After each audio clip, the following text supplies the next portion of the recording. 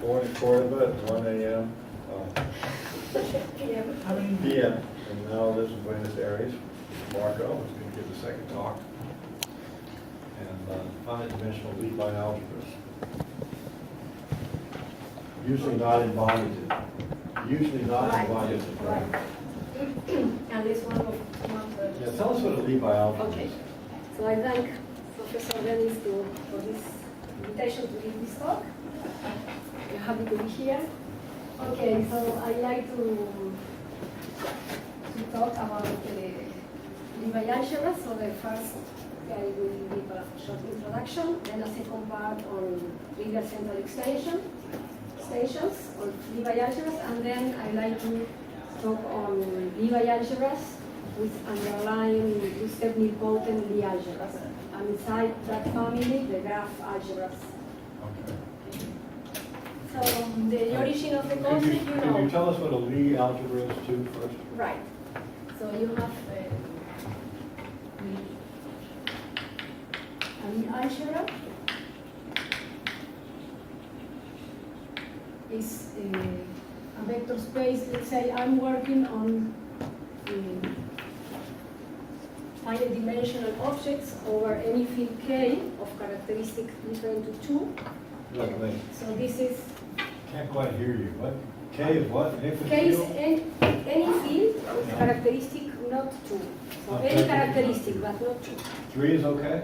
3 is okay, not interesting, but It's not as good, is it? no. Yeah, It's not as good, actually. Yes, Jacobi let's say- identity. That's true, that's true. Okay, Because not X, 3 X, and not X 2. is not Yes. 0, right? Yes, that's true. So that's not so well. I mean, that bothers me sometimes. Okay. Yes, yes, okay, let's say 3. No 3 either? Okay. Okay. So you have this map from G times G into G, and is satisfied with this skew symmetric, which is, or antisymmetric. It's K by linear. Minus? Yes, minus. I'm sorry. And then it satisfies Jacobi identity, which is maybe written in this form.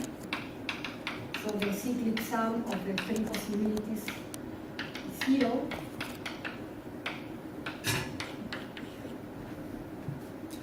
Okay, so That's a Lie algebra over K.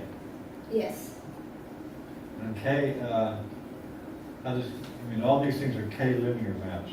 right, yes, K linear map, yes, I say. K linear. K by linear, right? K doesn't have to be a field, it could have been a commutative ring, right? You could have a Lie algebra over a Yes, commutative yes, ring. to get the definition, yes, Same definition. yes.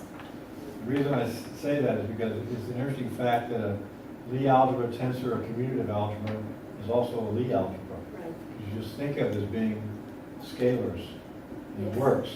yes. So, Okay, so then a Lie bialgebra can be thought as the dual of a Lie algebra in the finite dimensional case. Now, leave out your thought of what?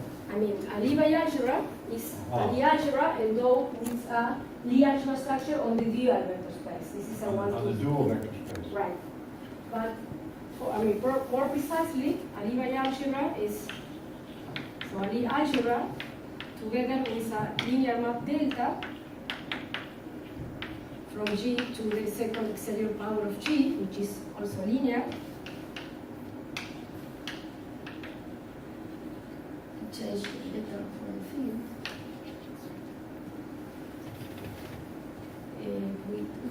Which satisfies the Jacobi identity, which is the dual notion in finite dimensional case of the Jacobi identity for the dual map. So Jacobi identity means that the alternate sum of these compositions is 0.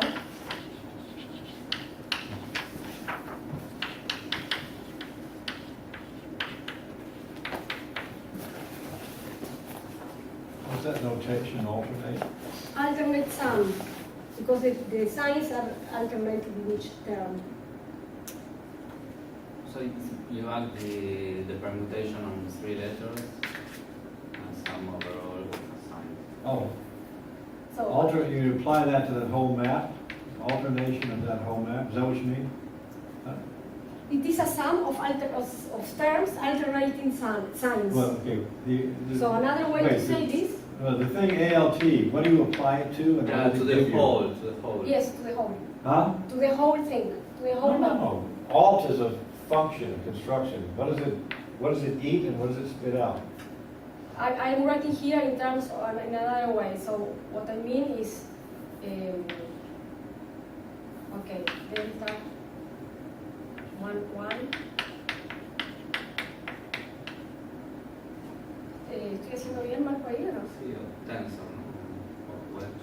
No, wedge, ¿no? Entonces Bueno, puedo wedge. poner wedge. Esto está bien que es 0, ¿no?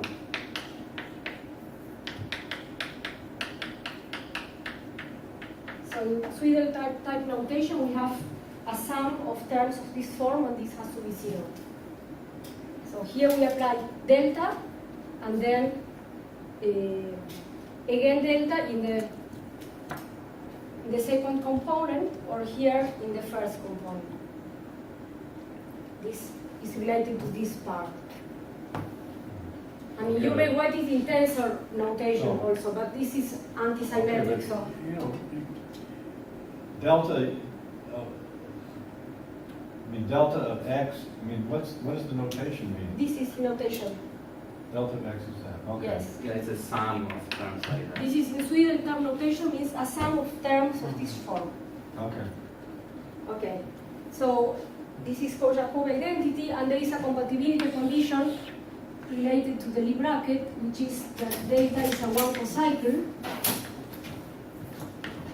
Well, in the Chevalier complex, which doesn't mean means anything to me. that delta of xy is at x delta of y minus at y delta of x. So again, this means x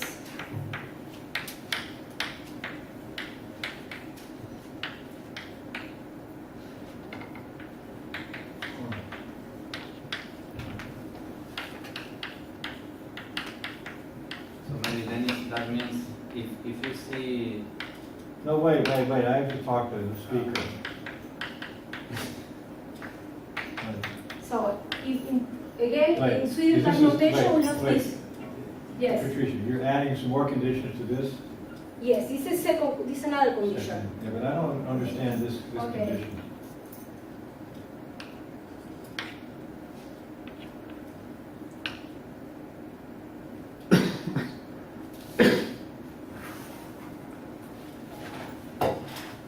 Please understand it. I know what a Lie bialgebra is, and This? I know what a Lie bialgebra is, and I don't understand it either. This condition, Yeah, but what is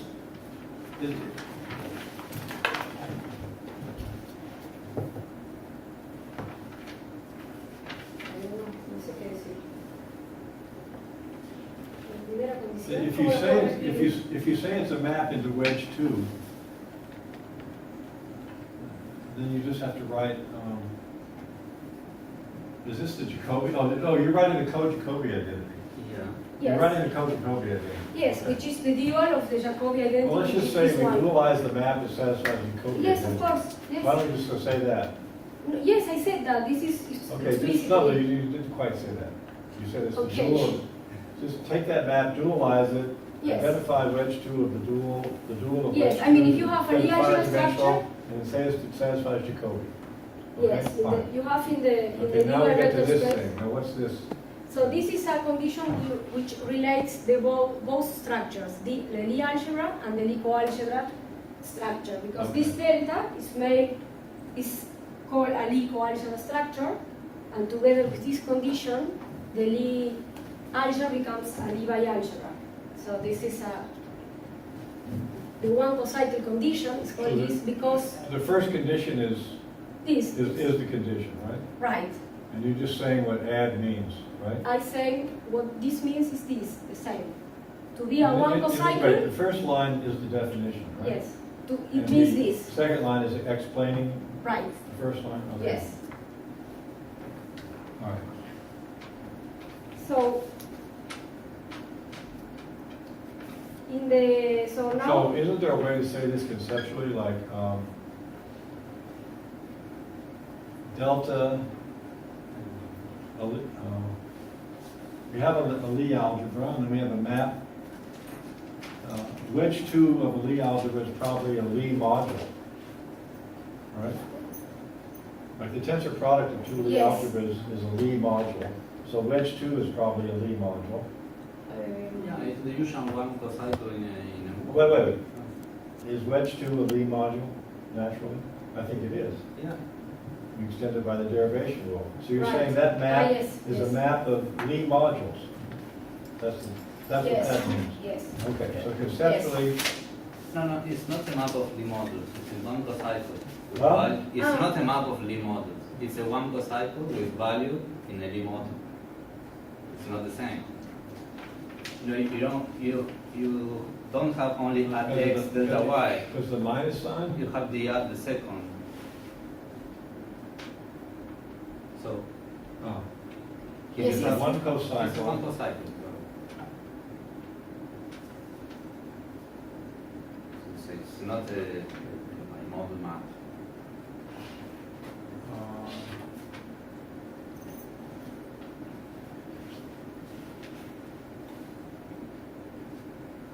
Oh. Well, you- Oh, it's a derivation. Yes, Send it's a them. You have a derivation. map from an algebra Yes. thing into a module thing, you can say it'd be a derivation. Yes. Yeah. So one cocycle is, It's the name Extra of the function. language. Yes. I mean, we all know, first year calculus, we learned the Leibniz rule. Okay, Yes. so it just Yes, says the Leibniz rule. it's a derivation, the co-product is a It's a derivation Yes. from the algebra into the module. Right. Okay, Yes. fine. All right, well, that's what a Lie bialgebra is. So, Jacobi in and the- Jacobi math is a In derivation. So the meaning, I mean, one point of view is that this is a one cocycle in the Chevalier algebra complex, and I say this because in some cases, any cocycle is a boundary, and this Okay. gives place to a big Can family you of tell us what the examples. Chevalier algebra complex is? That would be No, good. no, I'm sorry, I am not going to No, tell why you not? that. Because I then have don't to use tell, it. wish to Huh? tell you other things. Huh? Because I wish to tell other things, I'm sorry. No, but if you use something, you have to say what you're, Yes, if you let introduce me- anything, you're okay. responsible to answer questions about it. Okay, let me give you what I wanted to tell. So, if J is semi-simple, for example, over C, then let's say by Whitehead's lemma, every one cocycle is one boundary, so the map delta is given like this. This R is a antisymmetric element. So this gives place to the quasi-triangular, so-called quasi-triangular Lie algebra. This is one example. And in the semi-simple case, all Lie algebras have this form. So this R is written like here. This R is an antisymmetric element, so when you make it, you get, I mean, this is like terms like this, yeah? As we did before.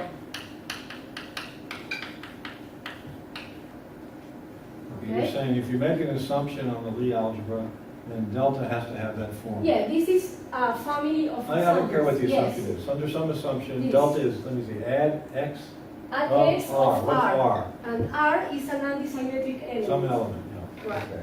So, if G is simple, let's say over the field of the complex numbers, then the following are equivalent.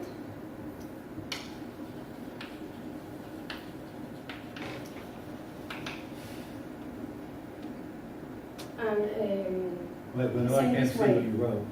Patricia, yes, I can't see what you wrote. What'd you write? the following are equivalent. The following are what I'm writing. So The following delta is is equivalent. a one cocycle. Then- Jacobi, I'm sorry.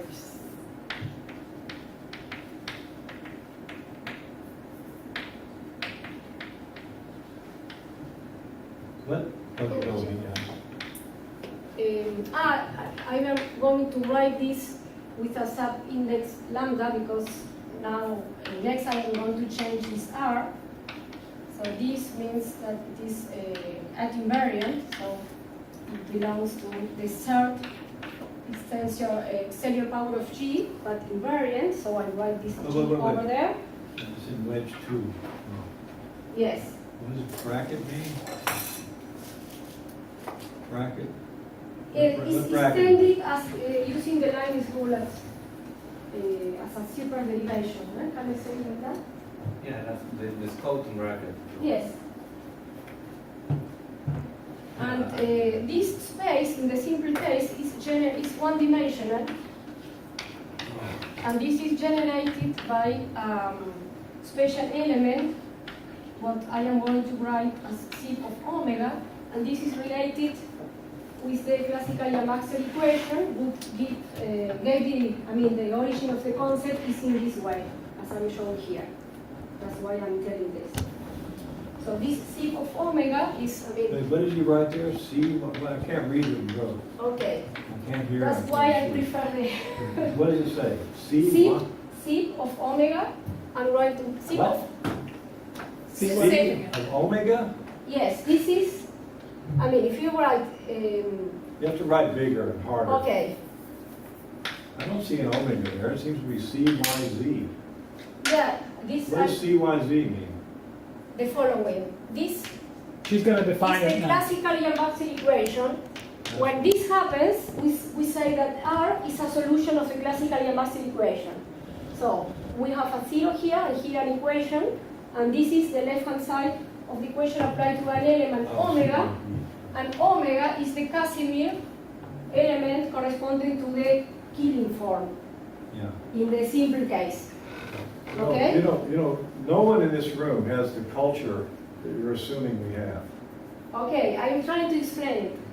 Well, okay, you're first telling the narration of the story. Okay. This is how it started, because Drinfel'd first considered bialgebras in this form without giving the name, but he was interested in finding solutions of the classical Maxwell equation, and when he did in the 70s together with Belavin, in the complex simple case, he found all the possible solutions in that case, and this gave place to the notion of bialgebras. So these were the first bialgebras which were Who's considered. he? Excuse me? Who is he? Belavin and Drinfel'd. What's the first name? Belavin. It's another. Belavin. Right. So these were the first Lie algebras which were considered. Okay, so So wait, let me see. So, yes. wait, so.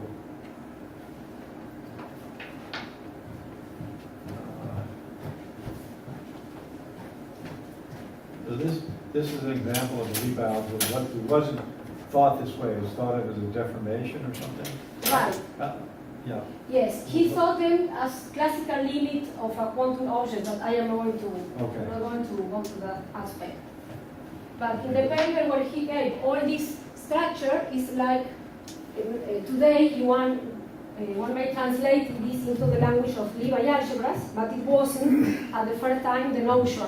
Okay. He gave the solutions of the equations, the classical Maxwell equation. So in math cocktail party language, Yeah. the original work of Drinfel'd involving simple Lie algebras Right. and some Poisson words or something can now be translated into the Right. as elementary examples of Lie bialgebra. Right, and it implies the classification of of Lie algebra in the simple complex case. It implies what? In the simple complex case. Oh. Okay. So this may extend to the semi-simple case relative. So another equivalent Wait, in statement. this deformation, there's something called the classical Yang-Baxter equation, Right. and Shall I these write? give solutions to that.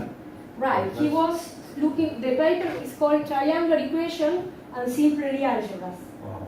And there he gave the whole list of the solution of the classical Maxwell equation for simple complex Lie algebras. But today this is translated or interpreted as the classification of the Lie algebras on complex simple Lie algebras. Wow. And I wanted to write the equivalence because of this. One more line is that there is an element, there exists a complex number such that we may build, we may build this element r lambda plus zeta omega or minus, and this satisfies the classical Yang-Bastel equation.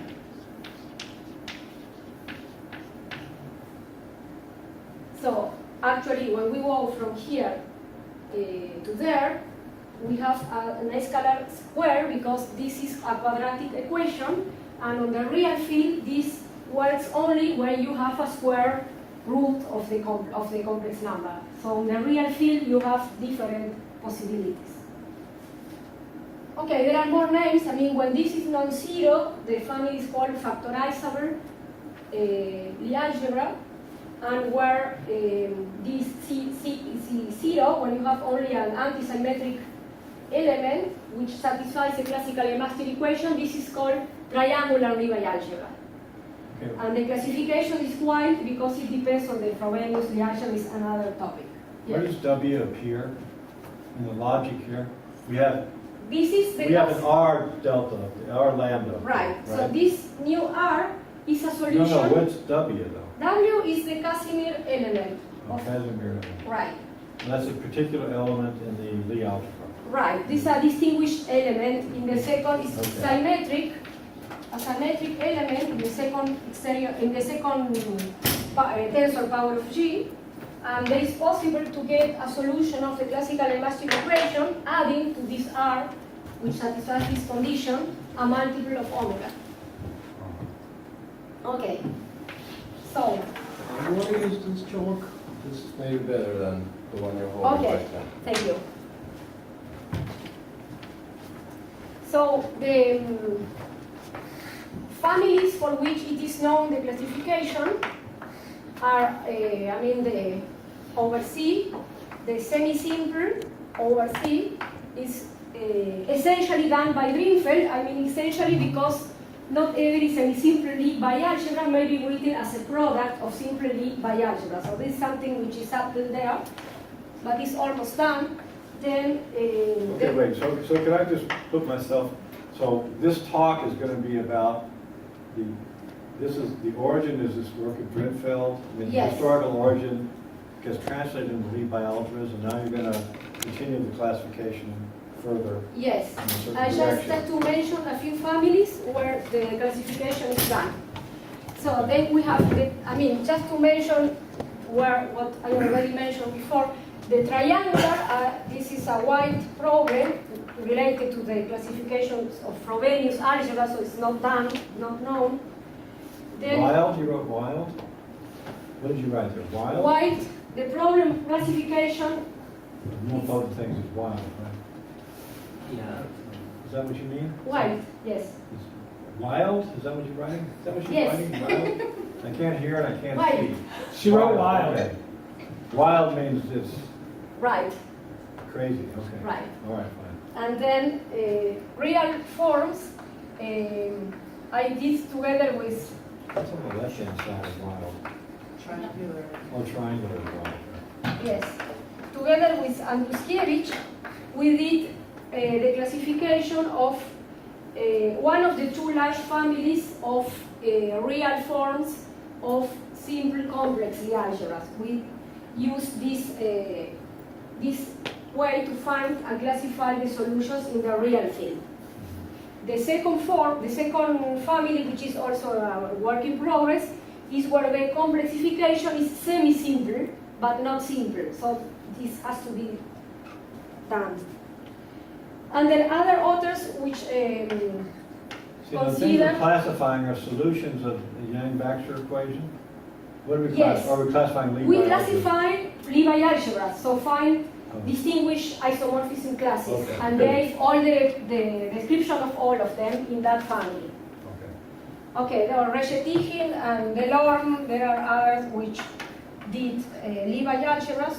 Delorme mostly in terms of Manning triplets, which is another interpretation. This comes from the concept of Drinfel'd of the W. You know the W, there is the triple related to that, so they consider them in that point of view. And then Okay, in the subalgebra case, there is nothing known done yet, and in the nilpotent, the case which is known is the Heisenberg. So the Lie bialgebra structure on the Heisenberg algebra is already well known, and together with Marco, we are working on the two-step nilpotent Lie bialgebras. And inside there, we have this family of examples which are the graph algebras. Okay. Now, does every Lie bialgebra in these contexts correspond to some quantization Yang-Baxter thing? I So these mean, Lie bialgebras all have, correspond to, do they all have this physical interpretation or something? yes, but this is not done yet. The quantization is not done. I mean, it's only known in this case, in the case of Drinfel'd for the simple ones. Okay. So we are going to start with somebody who knows more on this process to do it with these families which are known. But this is the right thing to quantize?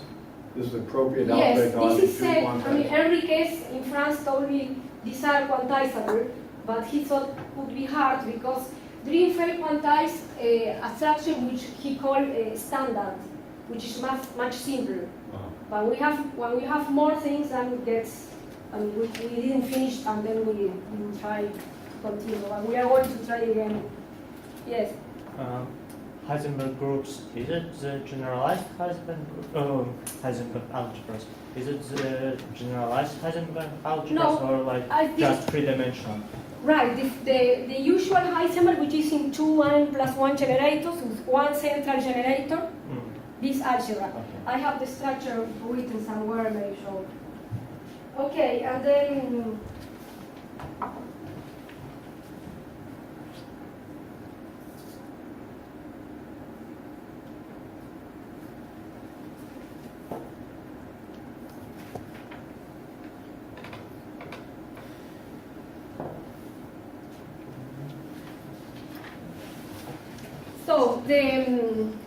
so the first, then I'd like to tell you about the trivial central extensions of Lie bialgebras. So the question is, if you know a Lie bialgebra structure on one factor, if you are able to describe the global structures in terms of them. So this is the first question. Oh, I forgot to mention one element, which is the Levy theorem in finite dimensional.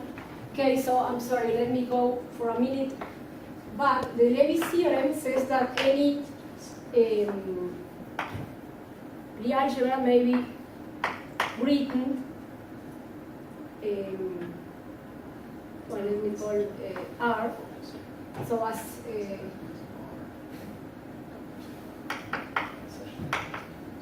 so any finite dimensional Lie algebra may be decomposed into a semi-direct product of a semisimple and the solvable radical.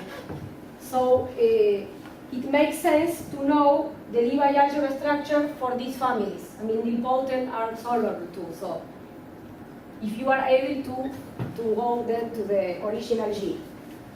Okay, so we in the trivial central extensions we are looking for. I mean, I'm working in this direction.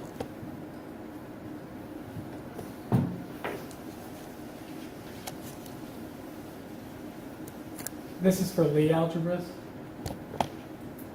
Yeah, that's for Lie. Is there This is, yes, just for Lie algebras. and is there a statement for Lie bialgebras or no? No, so that's why I'm saying we are working on in this direction. I mean, if we will know the Lie bialgebra structure on both factors and know how to make them work for the whole, then we will have all classified. This is not already done.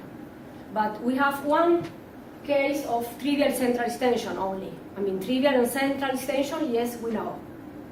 Not in general, not for all. What do you mean by Q? Yes, I write it here. Yeah, we would like to have a theorem like that, but we don't know. Do you have counterexamples? So, trivial central You extension. should find the statement first. But What like, are the- the Wait, most wait. Conversation has to go through the speaker. Okay, the trivial central extension is the following. Of G is a Lie algebra obtained as in this way. So the bracket is coordinate by coordinate, and this is abelian and central. So in other words, we have the quotient is isomorphic to G. So, I mean, G identifies with the subalgebra of L, okay? And the bracket is coordinate by coordinate. And, I mean, K to the D means that this is included in to the center of L. Okay, so, if we consider only an equal algebra structure on a vector space V, then in the finite dimensional case, we may consider the dual bracket. I mean, the dual map gives us a Lie bracket.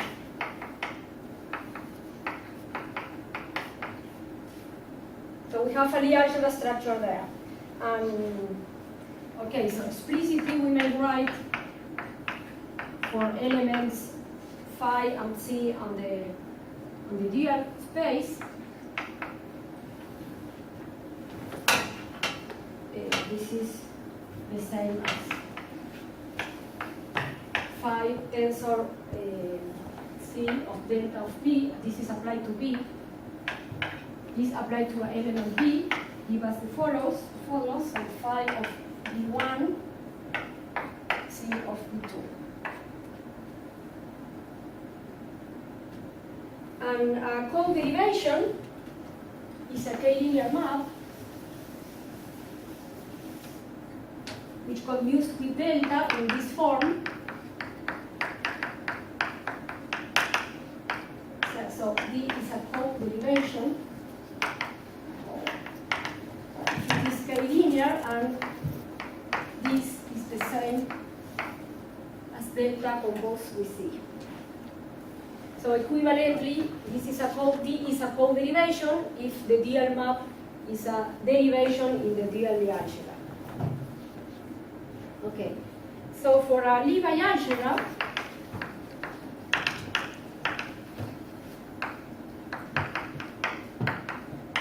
we may consider the Lie algebra of biderivations of G, which is actually an intersection of two subalgebras of the spaces and endomorphisms, which are the derivations and the coderivations. So a biderivation is a linear map which is at the same time a derivation and a coderivation in G. All right. Okay. So the extension theorem is the following.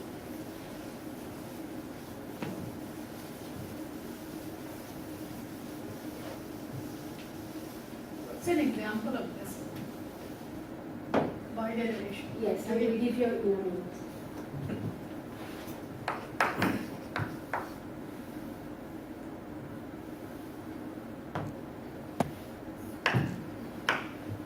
So,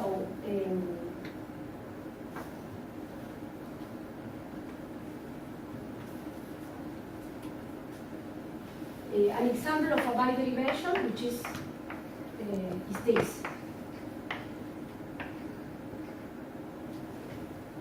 which is called the characteristic biderivation, for which, for example, the trace is an invariant in many cases and enough to classify. Not always, but this is the main example. I will come back to this. Okay, so for a Lie bialgebra, so I'm not going to write the bracket, but only the co-bracket with a subindex. Suppose this is a Lie bialgebra, and B a Lie algebra. Yeah, let's say D-dimensional Lie algebra. and consider the dual algebra.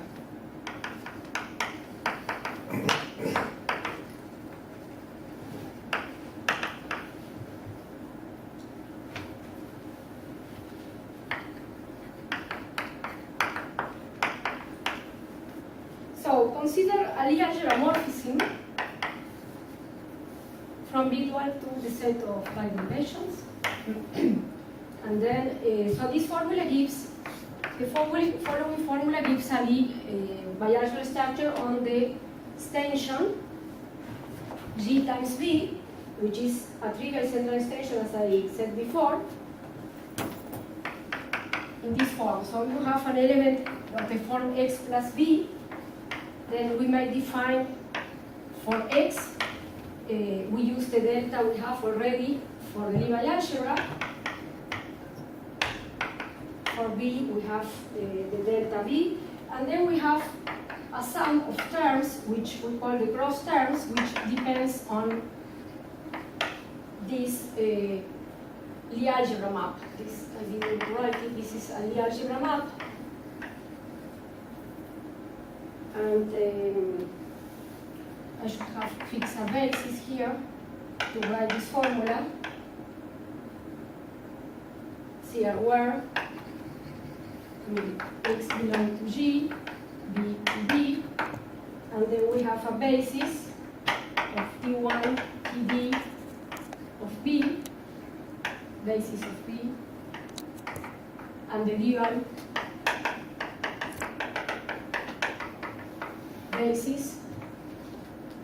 Patricia, Yes.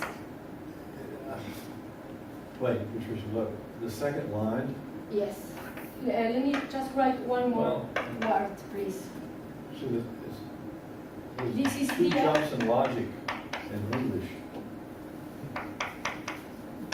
So, I'm sorry, if this is a basis of B No, and no, this no, is the dual I basis, can't get there this because is I'm D of stopped, Ti. I'm stopped in Okay. the second line. First of all, let G delta be a Lie bialgebra. Yes. Let V delta V be another Lie coalgebra. Yes. Form the dual of that second thing. Yes. Then you say let D mapping this to this. If What? Let what? I didn't finish. No, no. This and Okay, those- let it be defined by, Yes. no, put some English in there. Let D be defined by? Right. Huh? By let B delta be defined as this, and this, the conclusion is hence that L is a Lie bialgebra with this delta. What is assumption, what is conclusion? No, What wait, are- wait, But no, it's, no, sorry. You can't ask a question, that's another rule you're breaking. You can't, I'm asking a question. tal cosa, if Let's de ask another tal cosa, question. then. Okay, this one, if, okay, so if delta is, there is a Lie algebra map, then this map endows the trivial central Right. extension of the Lie algebra G into a Well, Lie you write- algebra. Who's right, fine, but this, right then, Right, right then there. Okay. Go there and erase that and write instead then. of this? Okay, Then delta equals da-da-da, yes, where da-da-da is what? in those.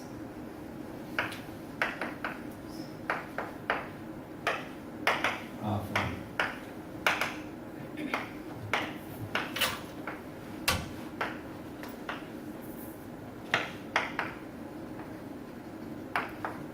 So this map delta endows L with a Lie algebra structure. So under certain conditions, So the direct sum of a Lie bialgebra and a Lie coalgebra, together with a capital Right. D map, gives you the Yes. structure of a Lie bialgebra on the direct sum. right. Okay. So this is in the direction of what I said for Levy's theorem. So this holds for any G. I mean, if we know a Lie bialgebra structure on G, this is true in any case. So this allows us to give examples, I mean to give describe all the Lie bialgebra structure, for example in the reductive bialgebras, because we have here a semisimple component for which if we use Belavin-Drinfel'd Theorem, we have almost all. So in terms of 10, we describe them, the Lie bialgebra structure on the reductive, for example. Okay, and then under certain conditions, also the reciprocal statement holds, and this is the following. So just for the, Yes. use this word reductive, so simple, we can imagine, we don't have to define that. Simple means Yes, I'm there are no sorry. ideals, Yes. semi-simple means a product of simples, reductive Yes, means a slight yes, generalization excuse me. of that, what's that? Right. I was about to come again, but reductive Lie algebra is a trivial central extension of a semisimple Lie algebra. So it is a semisimple Lie algebra times an abelian factor. Yeah, This is a reductive Lie algebra. okay. Okay. So the reciprocal is B is a vector space. And the effective meaning of the definition is that any linear representation factors into the irreducibles? Yes. That's the effective meaning. Right. Reductive, Right. right? Mm-hmm. Yes. So it's for Over an algebraically closed field or over any field? Or over any field This containing is- a given field? this is done for the characteristic zero fields. What? Levy's theorem holds for the characteristic zeros field. Zero. Zero. Oh, So character zero. what with this under this name is characteristic zero.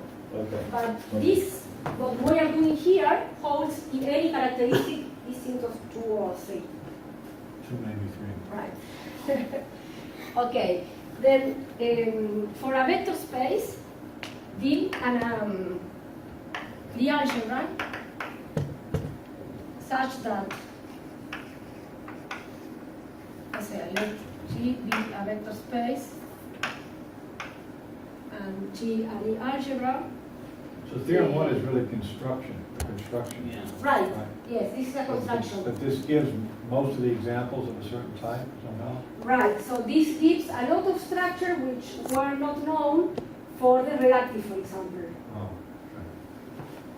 But also for Borel, subalgebras were almost not no examples. So if we have this additional hypothesis, which is that V is one-dimensional, or dimension of V is larger,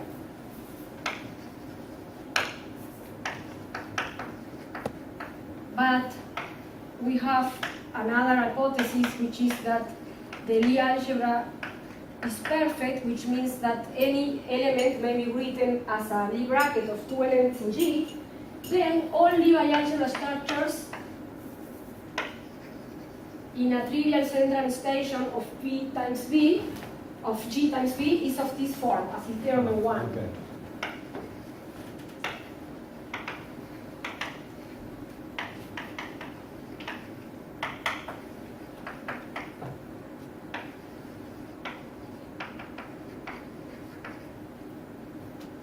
Okay.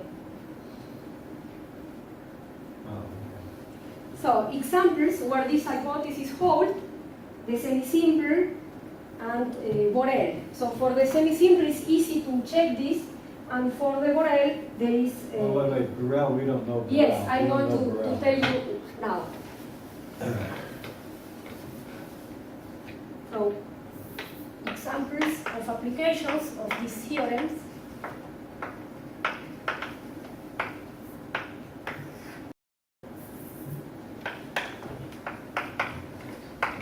So if we have G as semisimple Lie algebra, then L is called reductive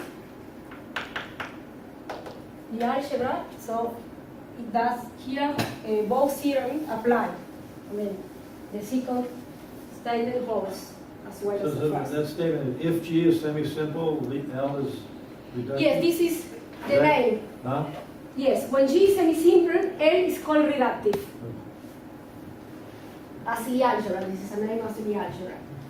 Okay, so What? The statement, if G is semi-simple, then L is reductive, is that what you're saying? yes, then it's called reductive. Oh, it's called reductive? Yes, It's reductive by definition. yes, it's reductive by definition. Well, reductive has an independent definition. This is one possible definition. This is the one I mean, which is more accepted. Oh, this is a statement about Yes, I mean- bialgebras are called reductive. No. A Lie algebra is called reductive when it is of this form, a semisimple factor times an abelian one. But the consequence is what you say, we may split it into simple and abelian factors. So the You mean, oh, product like this? Yes. That kind Yes, of product yes. over there? yes. Okay. So There's no twisting. Oh, No, okay, no. that's just, okay, semisimple and abelian. right. Okay, fine. Right.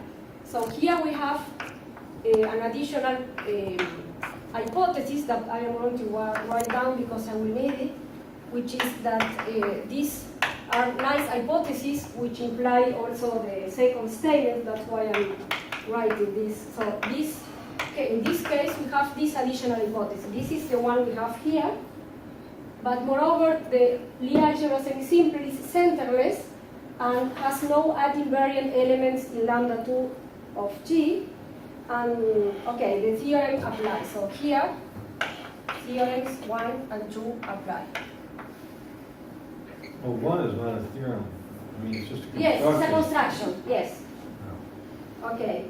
So for another example which is not of this form is a toy example. Affine 2 is the name for the non-abelian two-dimensional bialgebra, which is the bialgebra with these generators, let's say, generated but, so as vector space is generated with elements x and h, as bialgebra because we have this. So the theorem applies, for example,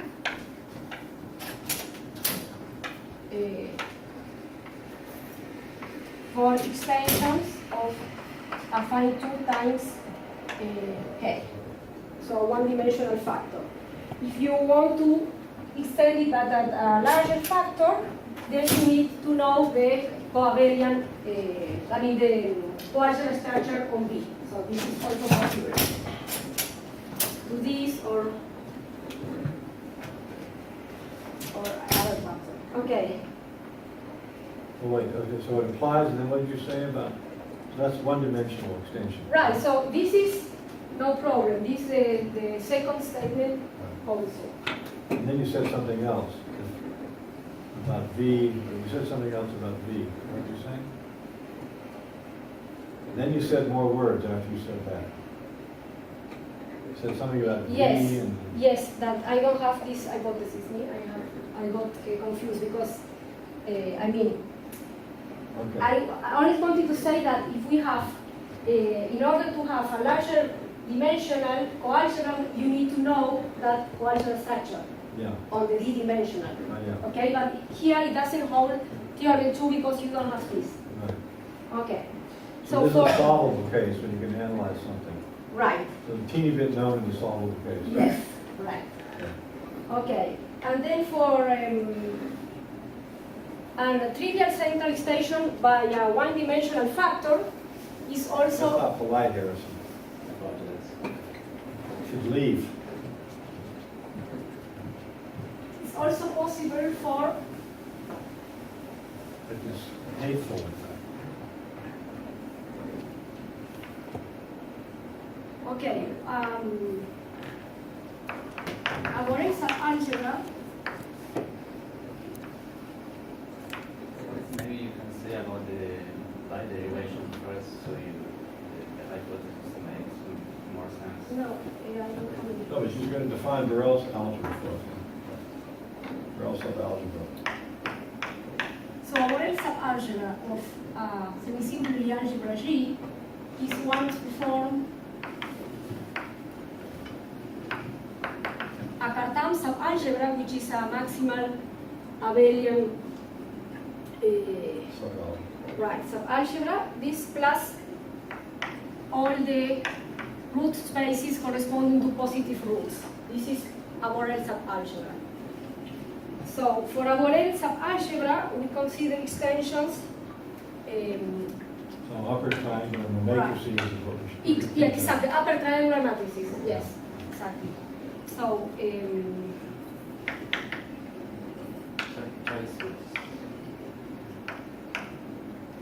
theorem 1 and 2 apply for extensions of the form b times a one-dimensional factor.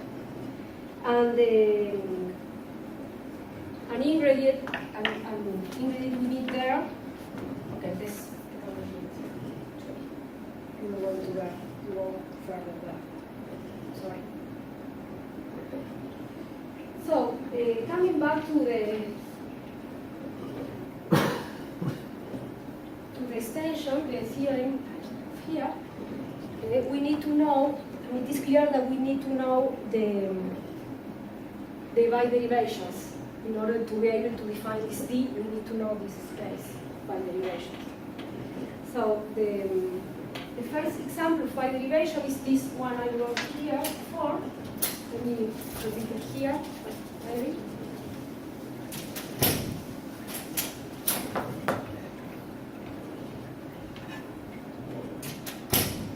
So the characteristic, so example of that derivation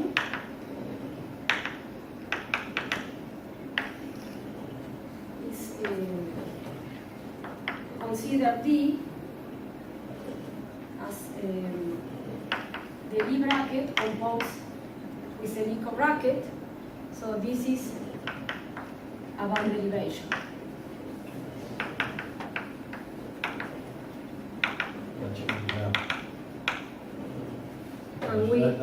That's the example you asked about. Right, and we call this the characteristic biderivation, since, as I said before, this is very often a nice invariant and is very useful to classify, so this, to distinguish isomorphism classes.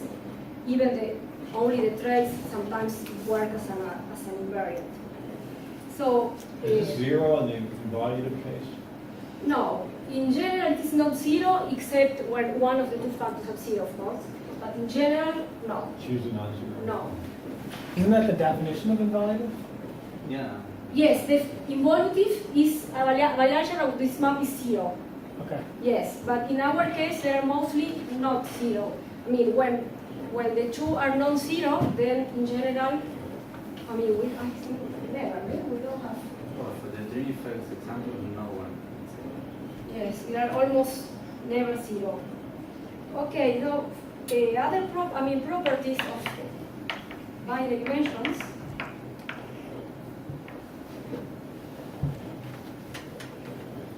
are the following. So consider a D bialgebra and D the characteristic biderivation.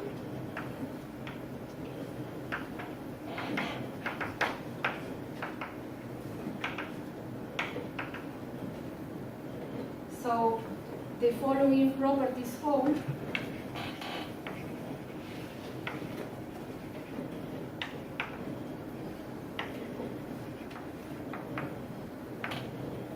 For any other biderivation,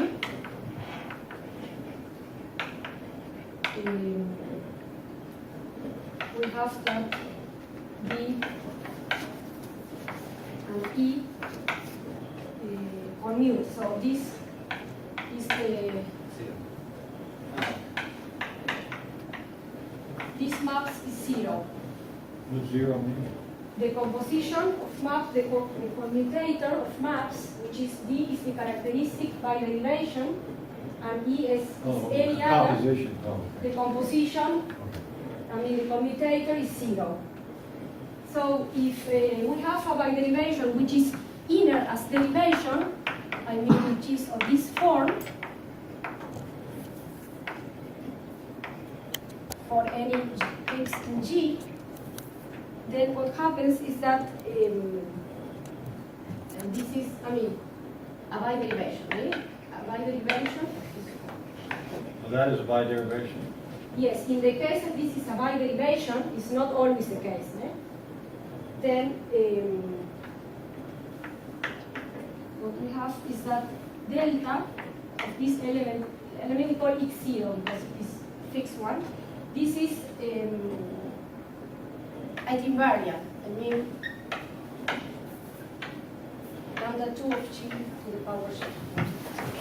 This is invariant, and this is actually and if and only if. So any element invariant in the second exterior power of G gives place to a biderivation. And this is the objection. Okay, and if delta is, okay, in other words, where if this space is 0, which is very often the case, then we have that this, it gives a bijection with the kernel of delta. The set of biderivations are in bijection with the kernel of delta. So let me write that. Okay. I mean, in particular, What is the meaning of the kernel of delta? Is it like the The- analog of the primitive elements or something? no, I mean just the element which gives the 0 one. Yeah, I don't know. What does it mean? What is it? It's like the center, the dual of the center or something? Or co-center? I don't know. Just wondered if it has, no, it doesn't matter. If you don't have anything to say, fine. I mean, the relationship is this one, that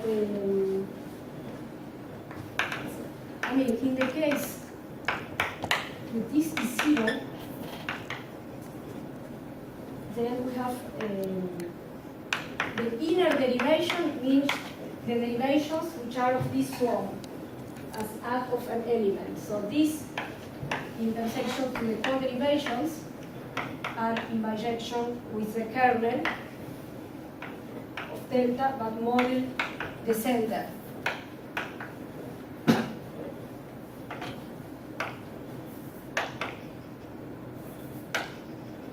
Oh. So, and the bijection is given in this form. This is the. So, in some cases, we have only this. When there is centerless, we have, I mean, where any biderivation is inner and there is no center, we have a direct bidirectionalness, or simple. The bijection. Okay. So in the case that delta, if delta is coboundary, so if G is a coboundary bialgebra, this means that recall that in this case the map delta is given as the act of an element R, which is fixed for the bialgebra, and R is in three-vector notation is an element of the second exterior power of G. Then we have a property for the characteristical derivation, which is that this D is minus at of H, where H is This obtained. notation drops the summation. Yeah.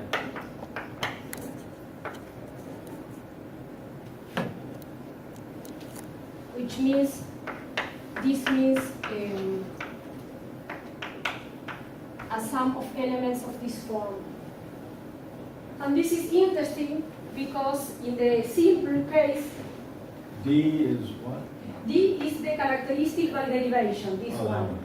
So in the case when the G is a coboundary bialgebra, which means that delta is given as is a coboundary, then if we write the element R in Twitter type notation like this, and we call H this element, the Lie bracket applied to R as a map from the second exterior power of G to G, then we have this characterization for D. And this is nice because in the case of a simple algebra, this H gives place to the Cartan subalgebra, and this is the one which fixes the structure in the Drinfel'd theorem. Drinfel'd says there exists a subalgebra, Cartan subalgebra H. In this way, we find it explicitly as a normalizer of H. That's why it is important to know precisely and explicitly this element. Okay.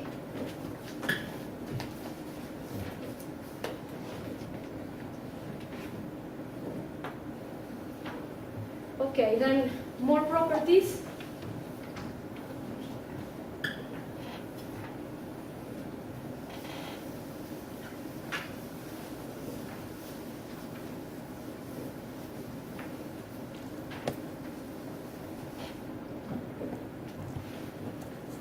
So let's say family properties 2, which is the list in the case that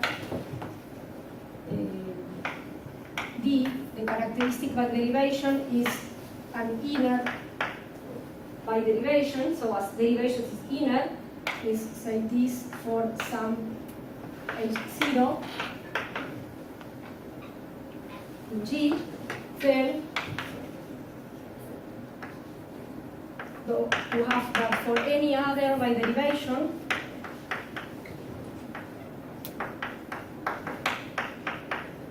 E maps H0 into the center of G. So if E is also an inner biderivation, then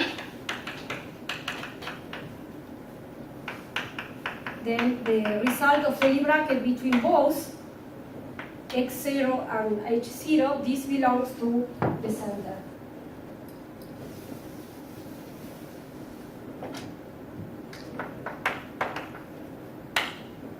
Okay, and then so if G is centerless, so we have only the 0 in the center, and we have a biderivation which is inner.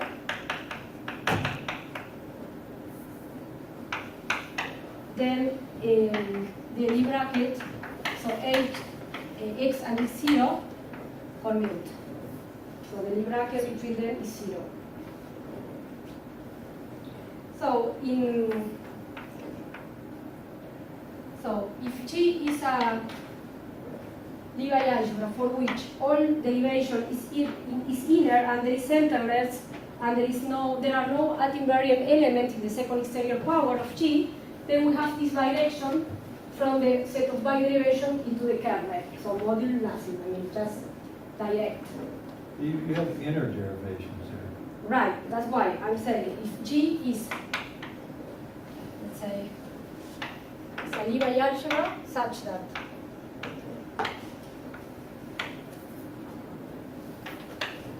every derivation is inner,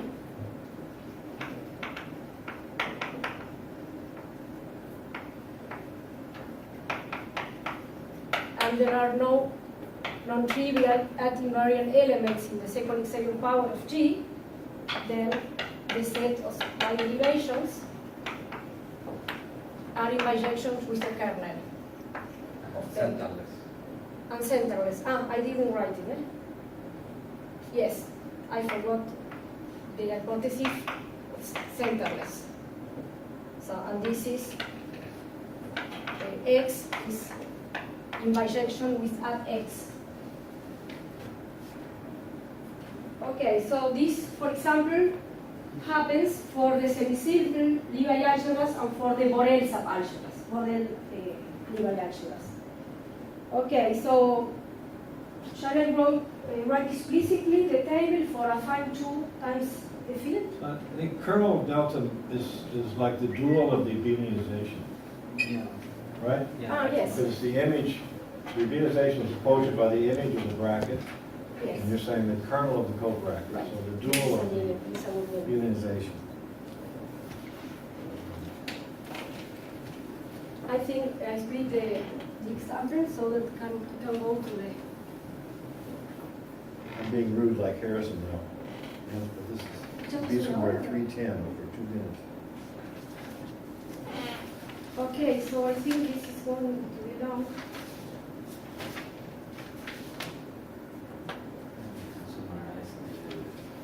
Yes, for the last part.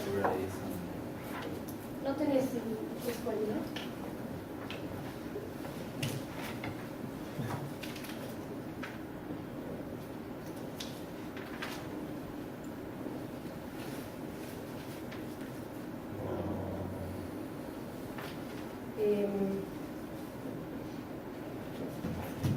So I'd like to say a few words about the two nilpotent Lie algebras.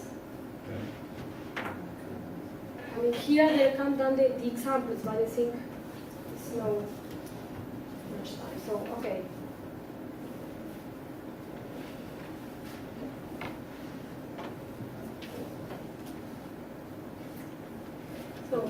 Could I ask a question before? Yes. Before you wrote the Levy decomposition as semi-simple solvable, Yes. and now this part is mostly about semi-simple type things, right? Because you're supposing there's no center. Well, I mean, we are interested in this hypothesis because we are interested in finding structures for the reductive, which is Yeah, the true. reductive part, The yeah. G are Reductive semi-simple here. So this is sort of the reductive part. Now Right. you're going to go to the nilpotent part. Right, which is Okay, kind of fine. opposite. Now, I remember this theorem that Lie algebras that come from algebraic groups are semi-direct products of reductive groups and nilpotent. Yes. Yeah, So that's where do these another solvable version. groups come from? Not algebraic? Oh, and then, well, solvable groups involve a transcendental element. The lower central Huh? Okay. series descends in a couple, in finite steps. This is all. But if you think a Yeah, reductive nilpotent. as if you think a reductive as a maybe a piece of as an apple triangle, something Yeah. as that, and maybe a little piece of diagonal, then you put that to the semi-simple to the reductive, and what it's meaning is Right. yes. No, I understand that, but This you were is- saying you had to worry about solvable groups. Okay, well maybe, yeah. Well, I was trying to think, why does Yeah. it not happen for the algebraic groups? It's reductive Yes. cross nilpotent, and semi-direct cross nilpotent. And that's because a solvable group, if you exponentiate it, it's got an e to the x. Yes. It's not an algebraic action, so Yes. it's not an algebraic group. Yes. Okay, I'm just trying to, Okay. so in the algebraic context, nilpotent is really, you don't have to worry about solvable. Right. It's Because important. solvable is abelian plus nilpotent. Yes. Right. So you can put the abelian in the reductive Yes. part. Yes. Geometry is an important. All right. Yes. Okay. So then let's consider Lie algebra structures on two-step nilpotent Lie algebras.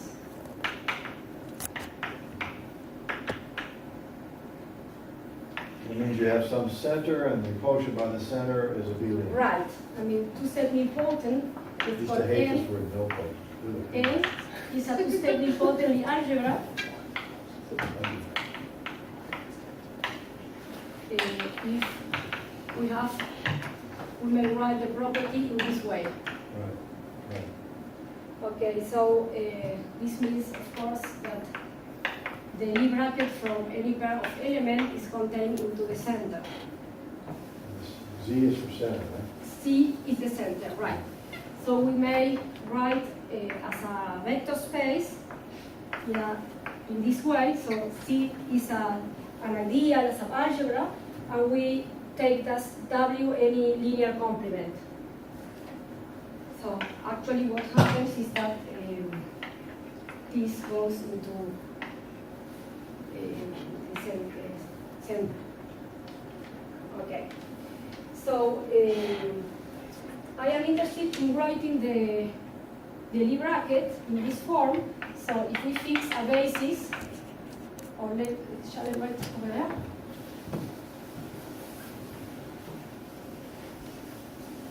So if we fix a basis of the center,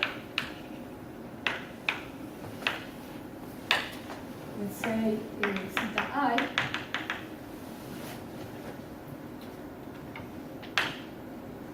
then we like to write the Lie bracket for any pair of elements in W in this form.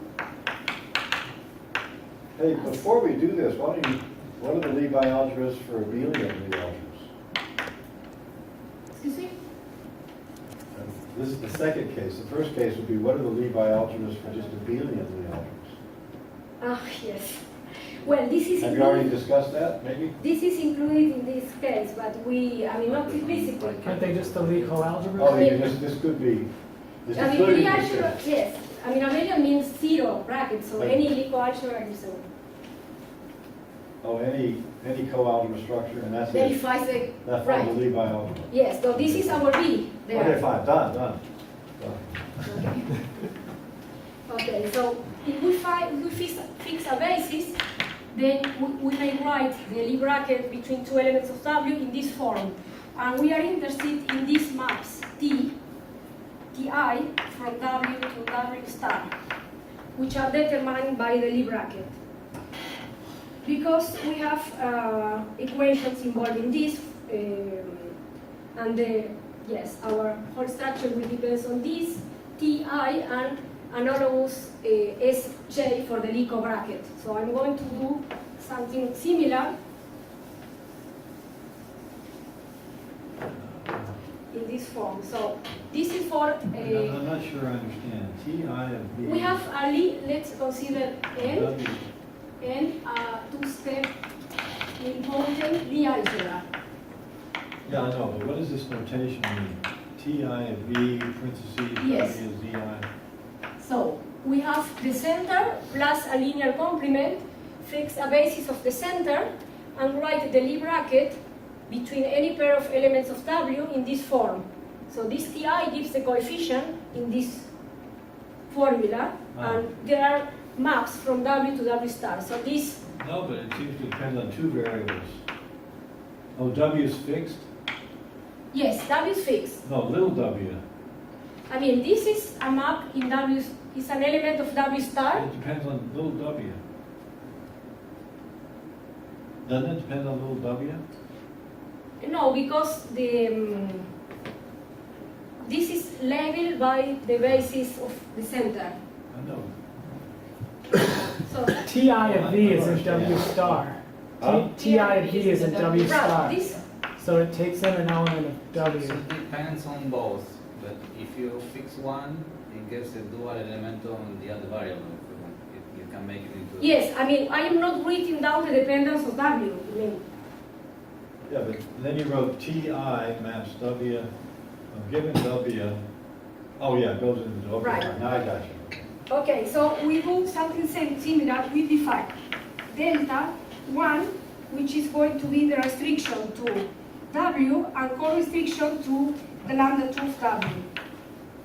Okay, so this goes from W to the second stereo pair of W. I mean, delta, I forgot to You write mean something here. projecting the wedge to w?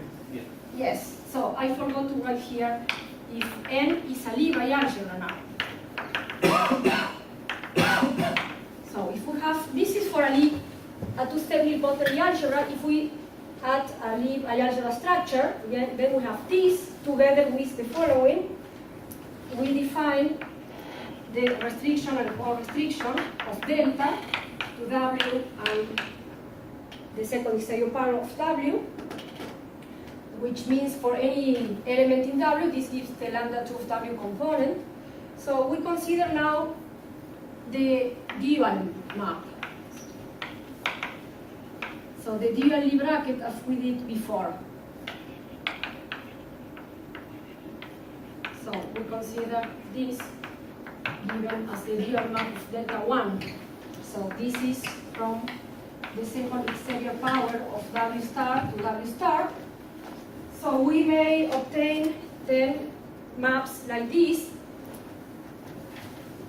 So fix a basis lambda j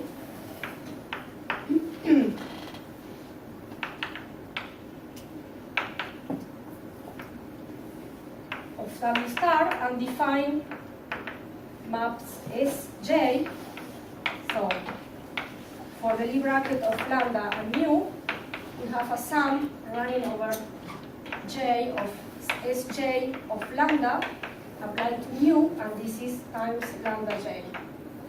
Okay, so if we have a Lie bialgebra on a two-step nilpotent algebra, we have defined these maps, Ti and this Sj. Okay, and Recording the two structures. right. So we have the example of the Heisenberg. I'm not going to write down because lack of time.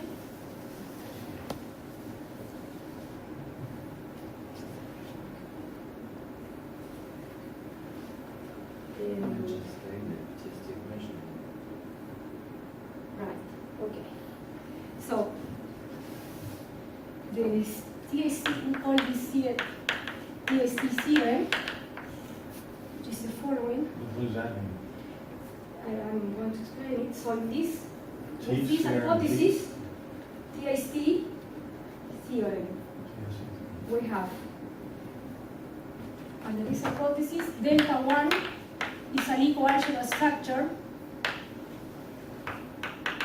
in W star in W, and if we have that delta maps the center into the second exterior power of the center, and we have defined T and S with, depending on basis in this form. That doesn't follow, that's an assumption. It's an assumption. Yes, It's an this is an assumption. assumption, yes. But in a big family, it happens. Then I didn't say that the maps Sj are from W star into the W 2 times star here, which is W, finite dimensional case. So we have this equation. Ti Sj Tk plus Tk Sj Ti equals 0. This is what holds. So, To be a Lie algebra. right. This in a Lie algebra, you have this equation. It's not symmetric. It should be symmetric, shouldn't it? Yes, T and S are antisymmetric. No, but I mean the condition, isn't it? The condition to be a Lie algebra is a symmetric condition in the algebra and the co-algebra. Yes. This doesn't look symmetric. I mean, but I would have preferred you had an S, it is T, S. autodual, Huh? but it's not symmetric. Why not? Because, I mean, when you dualize the Lie algebra, we obtain another one. But a priori, you cannot say, related to the first one, what to obtain. I mean, for example, for a semisimple one, the dual is a solvable Lie algebra. Is it what? It's solvable very often. So you lose the property of semisimple. It's autodual in the sense that you may dualize it and you get a dual Lie algebra. You get another The one. definition is not self-dual. I mean, It's self-dual in the sense that if you dualize everything, you get another Lie algebra. right. But a priori, you cannot say, you cannot predict how is I the know, structure I going know, to but I run. mean, but, Yes, so this this is equivalent to being a Lie bialgebra. No, it's not equivalent. is implied by the fact that N is a two-step nilpotent Lie algebra. Okay. Yes, this is Well, it's implied. not, it doesn't. Right, so well, that's next- a consequence. Yes, so next, what we are going, our strategy So is it the must be another following. symmetric condition. Yeah, no. Yeah. No, No? so No, it our, has to be symmetric. our In strat, the dual, you don't know if it's two-step nilpotent, for instance. Yeah, usually it is. Oh, right, okay, that's true. right.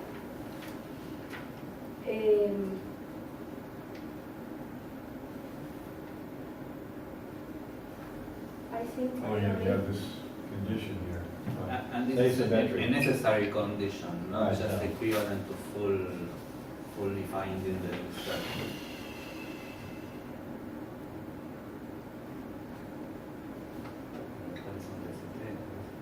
Claro, pero uno tiene.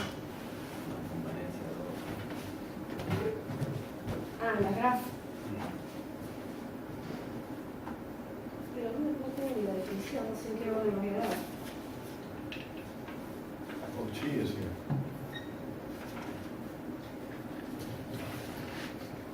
No considero mi estructura con ese incógnito. Ah, continuación, ¿no? Okay, so the strategy is the following. We have only a Lie algebra, we have the maps T, the maps Ti, but not the S maps. So the strategy is to consider this, but with S an unknown variable, and find the solutions. And we obtain a large family where the only solution is a trivial one, which means not that delta is 0, but only this component. And this gives us a very large family of examples. Okay, so we call, in this case, we call the Lie algebra to be the Lie algebra. When the only solution is a trivial one, we call TST Lie algebra, because it depends only on the Lie algebra structure. Okay, so to make things a little bit shorter,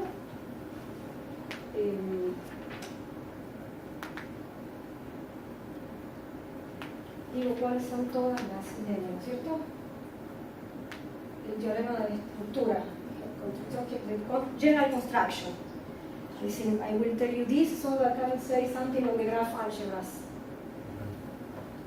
Well, Wow, I'm no just thinking time. about the time. Yes. No, I mean Let's see, when were your talk starting for us? a quarter past. Yeah, I think in Ah, 5 minutes. What? Yeah, in 5 minutes, supposed to, I think. Really? I can start. Oh, let's say, No, wait, you just started at 1:45, hour and 15 minutes, so I see you're 10 minutes over. Okay. Can we have a break? My secretary told me to be on the 8th floor at 3:10 okay, for 2 minutes. yes, of course. Let's have a tea break, a few minutes. I'm ready. And you two can. Okay, so family of examples of two-step nilpotent. The algebra is given by graph algebras, which means if we have an oriented simple graph without isolated Bigger. bigger. Is there an H after the P there? Graph? Yes. Graph? Okay, fine. Yeah, I just missed it, yeah. Great job. Uva. Great. Right. Uva. Uva. Right. Graph algebra, even Spanish. Graph. Okay, so which means oriented simple graph without, I mean, between two different vertices, we might have no edge, or I mean, at the most one edge, which is actually an arrow because we are thinking of an oriented graph, which means, for example, this. So if we have vertices like this, then we are going to define the following map so that we get a bialgebra. If we have here, let's say alpha, beta, and gamma, so if the edge, the arrow goes from E1 to E2, we define the bracket as alpha. So we have E2, E3 equals beta, and so on. And of course, this is anti-symmetric because this is minus E2, E1. And it means that the arrow goes in the other way, that is the minus. So if we consider B the set of vertices, right, And the brackets of the alphabet are zero. they are zero. The only non-zero brackets are those between vertices which are connected. By assumption, there is only at most one arrow or edge between two vertices. So this is Are what all we find. two-step nilpotent algebras of this form? Right. Excuse me? Are all two-step nilpotent? No. This is one large family, but there are not of this form. Not all of this form. So we have this, let's say, up to n, and the set of vertices, and the set of edges. Excuse me? What's this? Alpha, beta are elements What's of the a- field, Yeah. right? What No, is no, alpha? no. What This is a graph, Uh-huh. and these are the vertices and the arrows or edges. So what And is then I labels am- of edges? Excuse me? What is the labels of edges? Where is it from? No, this is, I am going to consider No. N as the linear vector space generated by vertices and edges. Okay? So we have this, let's say, K times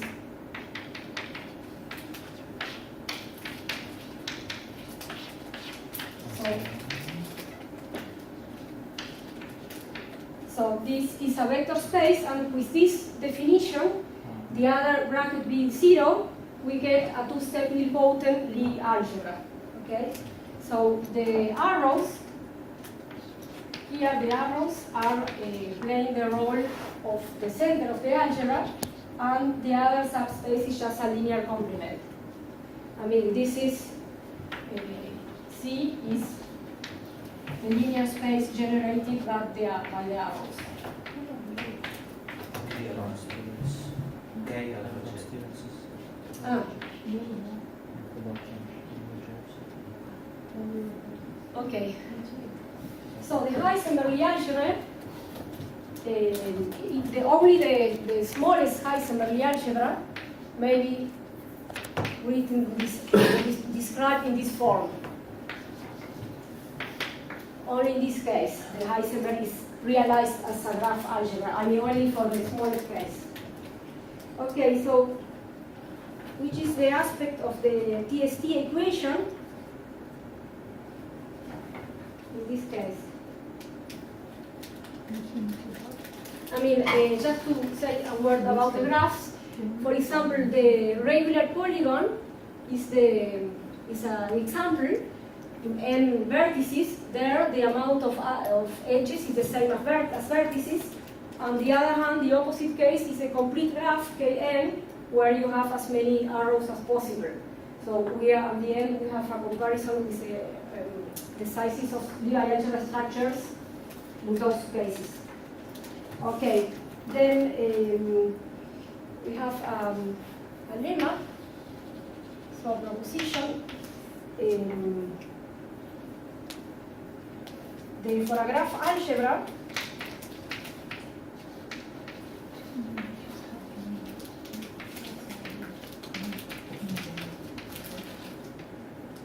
we have that the only invariant elements in the second exterior power of n are those coming from the center. I mean, this is if and only if the valency of any vertex is equal or larger than 2. This means that to any vertex, we have at least 2 arrows. I mean, incoming or outcoming, doesn't matter. Okay? So we are interested in properties like this because when we consider a nilpotent structure, the map delta goes from n into lambda 2 of n. And we want this to split in components which are as easy as possible. So we need to know about the invariants. So that's why it is important for us to have this characterization of the invariants. Okay, if not, I mean, it's easy to get invariants which are non-trivial and belong to cross component, which is bad to describe the structures. Okay, so we call a two-step nilpotent algebra arising for a graph of type TST when this equation has only the trivial solution. I'm thinking of S as an unknown variable. Okay, so we fix the T, fix with the algebra structure, and keep the S as a variable unknown.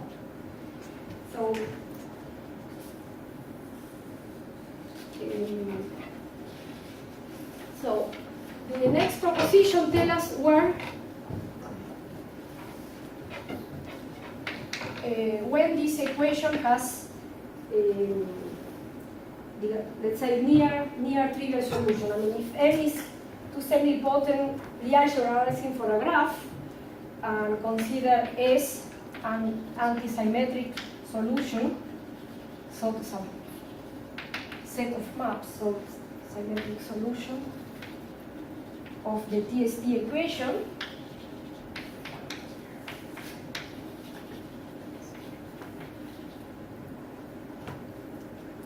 Let's recall the equation. T alpha is T beta plus T beta is T alpha equals 0, and this is for alpha, beta in the set of arrows. So, if there exists an edge, I mean, I'm going to fix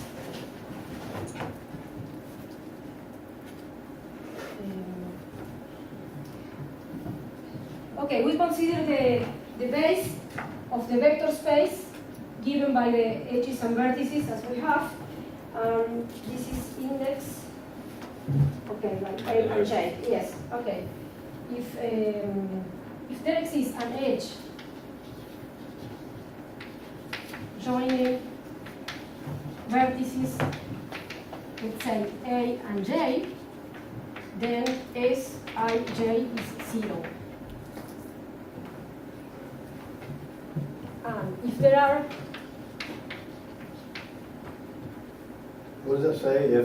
If there exists an edge If there is an edge, I mean, if we have Oh, this okay, yeah, well, okay, situation, now, okay, that's how you do it. yes, this component is 0. If there are edges alpha, beta,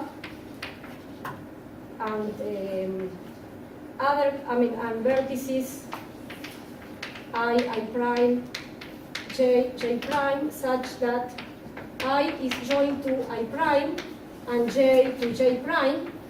So this means that not necessarily I and I prime and j are connected.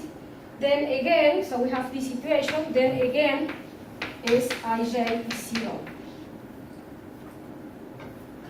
So examples. With all different. With four vertices. Ah, yes. I mean, the I have empty intersection with the j's.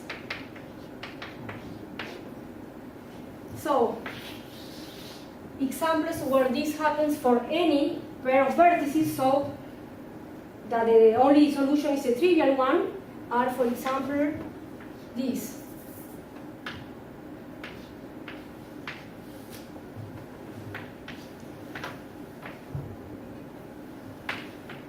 Okay, this is the one I already wrote there, and the square.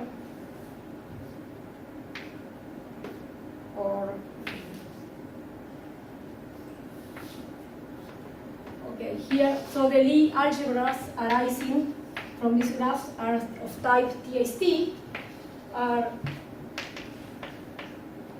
on the right, I'm going to write some Is that examples. 6 examples? Excuse me? Is that one example, 6 No, examples? these are three 6 different examples. examples? 6 examples. The Lie algebra arising from each of these graphs is of type TST. Okay, so in this case, I'm going to describe all possible Lie bialgebra structures. In the case where the only solution of the equation is the trivial one. Okay, and in this one, these properties doesn't hold for all vertices, for all pair of vertices. So and moreover, I mean, we prove that it is not of type TST. So for them, we cannot describe all possible Lie bialgebra structures. Okay, so the fact is about the composition of the lambda 2.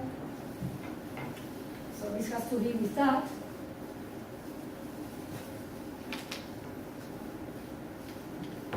Excuse me? Yes. Why do we need that every such equation has only 0 solution? Isn't it just enough that some of these equations has only 0 solution? We want to have less component of each, of delta restricted to the center and delta restricted to W. Mm-hmm. This is related to delta restricted to W. Oh, okay. So we want to have as less components as possible to be able, if the Lie algebra, because this is a property for the Lie algebra only. And then we get, for any Lie algebra structure, we have this property. So for any Lie algebra structure on a fixed Lie algebra with this property, we are able to describe the Lie algebra, the bialgebra structure.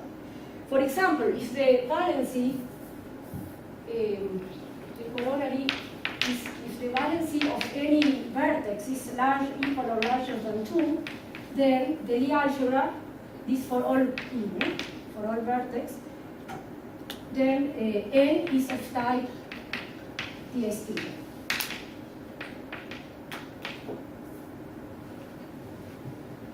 And in this case, what happens also is that delta maps the center into lambda 2 of the center and W into, this is trivial, this is the same as, if this holds, it means that the S are all 0, so there is no lambda 2 of W component of the restriction delta. That's why the component doesn't appear.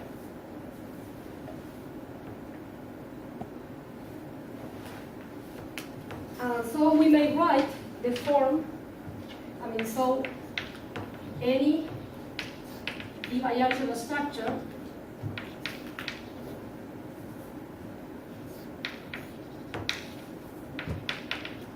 on N will be of the form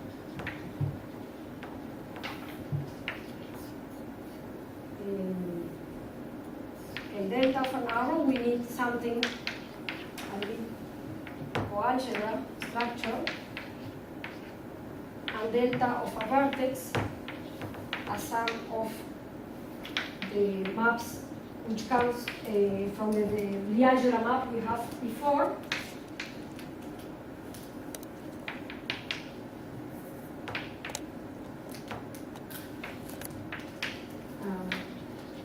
Okay, we'll W, okay, I should say something here. This has to satisfy Jacobi and Poseidon condition is not computed here. I should have split this condition because it's going to be long. An example where we can say all is the following. I mean, example in case delta in the center is 0 and delta of W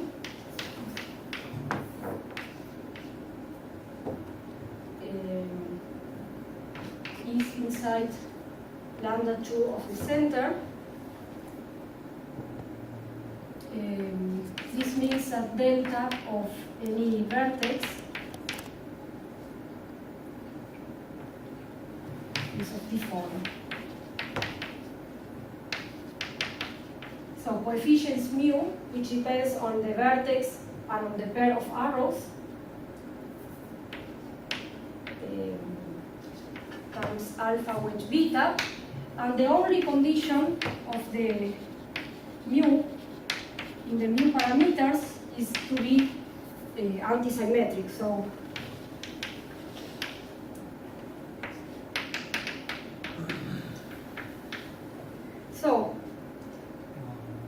this is a condition which is not arbitrary, which means, I mean, in the co-boundary bialgebras, this hold, because co-boundary means to make the adjoint representation using the algebra structure, and this is abelian. So this holds. But there is a large class of bialgebras which this holds true too. So this is why we consider this example, and we get conditions for which this is the form. Always this is the form from the Lie bracket. Which is the theorem, so I don't make it so long. Ah, right. The only condition. Right. I mean, if the, for example, for the complete graph, which means all the possible edges between the vertex you are given, at least with n generators, which n vertices, this is the structure. All are of this form. What happens is that when you have a large amount of edges, you have conditions on these maps D. What do I have here?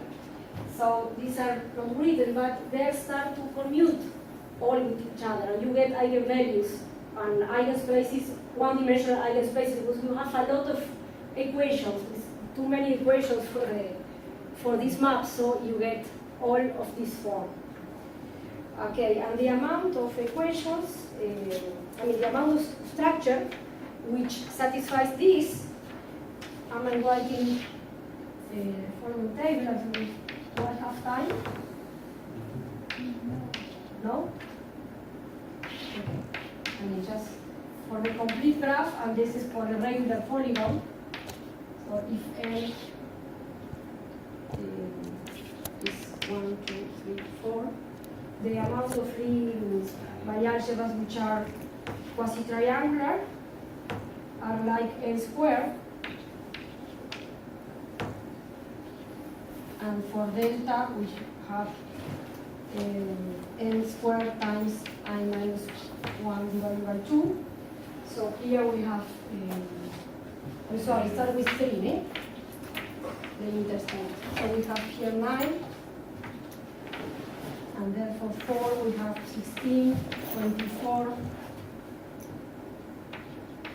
60, which are of this form. What do these symbols mean? CN? CN is the regular polygon, Ah, and this is the complete graph. And we are comparing the size of the space of quasi-triangular structures with the space of structure of these forms, what we call nearly coboundary. So we are comparing in order to know how many bialgebras are we finding. And so when n goes larger, we have here 25, 50, and here we have 225, and then for 6 we have here 630, and so on. I mean, it grows very fast. what is R telling me? R is the coboundary when the Lie bracket is a coboundary. So And you what have, is it, when you say 9, what does that mean? this is the size of the space of solutions of this form. The dimension. The dimension of the space of R elements. Ah. And what's the n squared? Right. What is the n squared?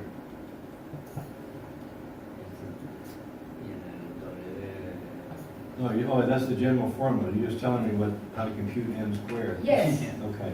Yes, I'm only computing to, these. Oh, you have the I general mean, just formula. only to convince you okay. that this is a large A family of large examples. family. Okay.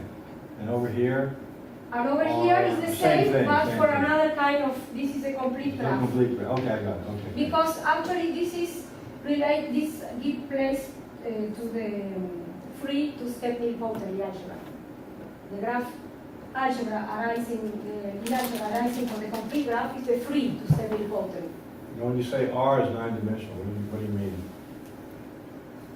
The space Of solutions of what? of coboundary bialgebras for a fixed Lie algebra structure. For fixed Lie bialgebras. For a fixed Lie algebra structure, No, but the coboundary is for the cocycle. right, so you may, when you fix the Lie algebra structure, you have a space of solutions for the coboundary Lie bialgebra structures. Oh. And the dimension is that. Okay, it's these cocycles, or these coboundaries, Right. these things. Yes. Okay, let's see But that's. we mean the space of solutions up to equivalence? No. Because it's just putting in elements. Yes, yes, So it's just true. a We space have of to elements. distinguish, we should distinguish isomorphism classes, and we did in this table. That's true. So they may raise the same Lie bialgebra isomorphism class. We didn't check So you that. parameterize Right, all of this is them. only parameterization. They all might all be isomorphic. Right, yes, yes, that's true. This has to be finished. Okay. Well, I've given up with my scheduling, so let's just relax. I turned off my type B personality motor. The type A, it was called type Okay. A. So these are concrete classification theorems, right? Yes, Right. this is where we These are are very- working now. We didn't finish yet. This is the last we did. But this is a nonlinear space of Lie bialgebras. Two-step nilpotent Lie algebras. Which one? I don't understand. Well, two-step nilpotent Lie algebras, you just take a subspace of wedge 2 of another space. That's all a two-step nilpotent Lie algebra is. Yeah, it's Huh? an antisymmetric bilinear map, if you want. Right, I mean, you just Ah, Yeah, yes. Jacobi. let's talk about the image. So it's just the Grassmannian of K-planes and wedge 2 of an L-dimensional space. Each one of those gives, and then you have to maybe do some divide by the actions Yes. of Yeah. linear group on that. But there is. And you're taking elements, or the subspace is generated by pure elements. Yeah, like a theoretical basis, if you want. Well, no, it's the subspace is generated by these pure elements. They're just one term. Yes, this One is bracket only, right. That characterizes this kind. Yes, we didn't finish. This is work in progress. Borel, you understand this. You're not paying attention, but you understand this because we write a minimal model. The first vector space, D is 0. In the second space, put in degree 1. The second space, D is in wedge 2 of the first space. And those are two-step nilpotent Lie algebras in dual form. So they're completely understandable. And she's supposing that there's a basis of the second space so that D of everybody is a single quadratic term. Right? Because you're not writing a sum. You're writing Yes. the bracket is. Yeah, you're writing. Ah, here there is no sum by definition. There's no sum. No, because I mean the Lie bracket has only the term corresponding to the single arrow shown in a couple of pairs, a pair of vertices. Right.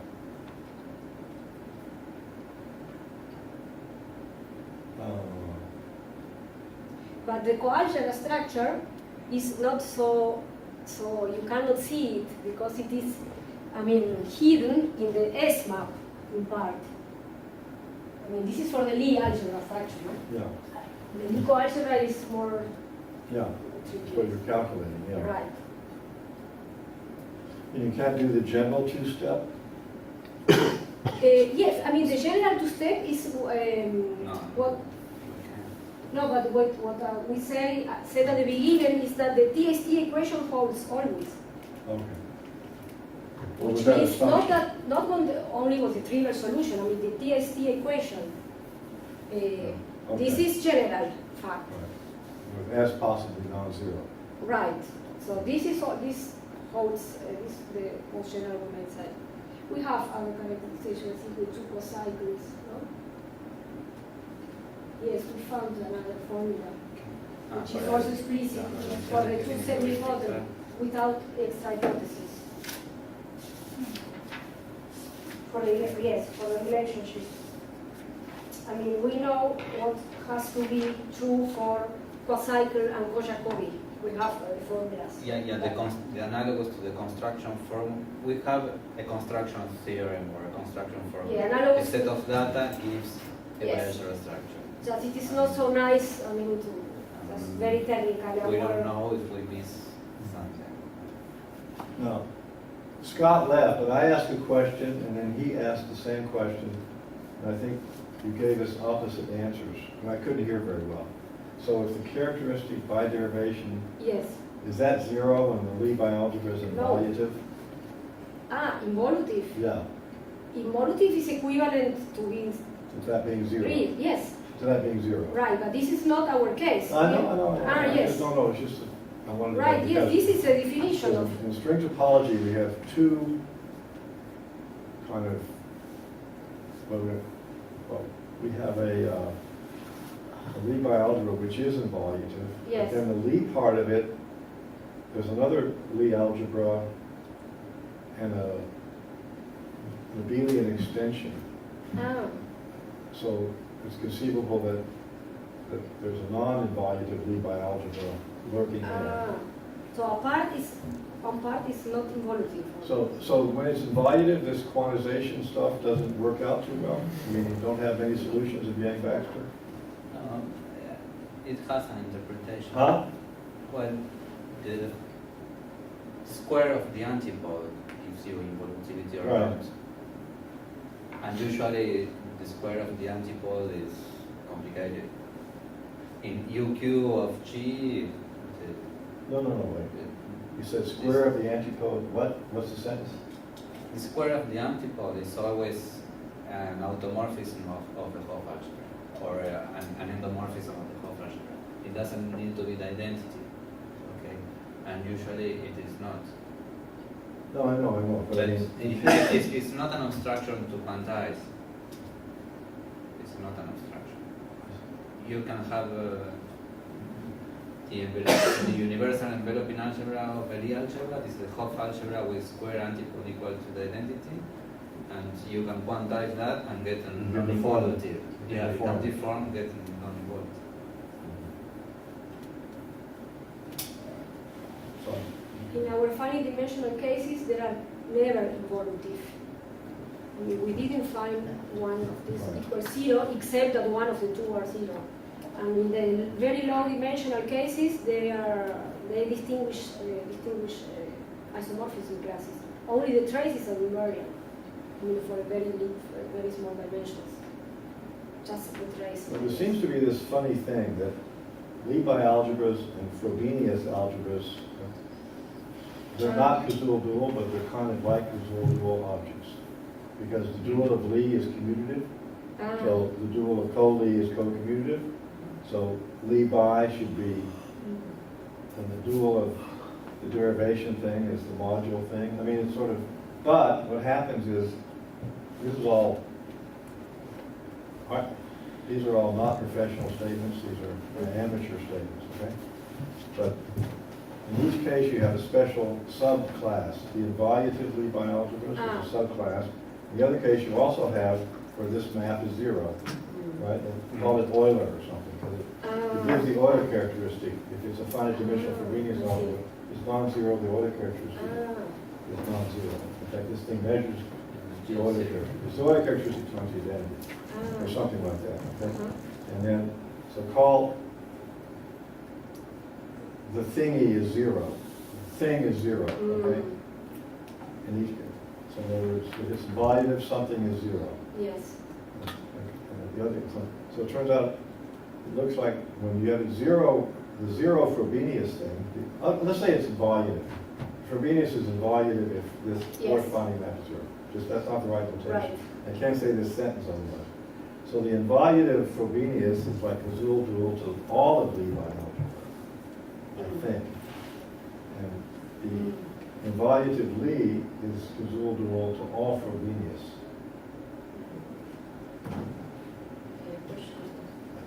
Although this hasn't quite been proven, I think, but it seemed to be roughly true. So anyway, there's more to say about these. It's more what?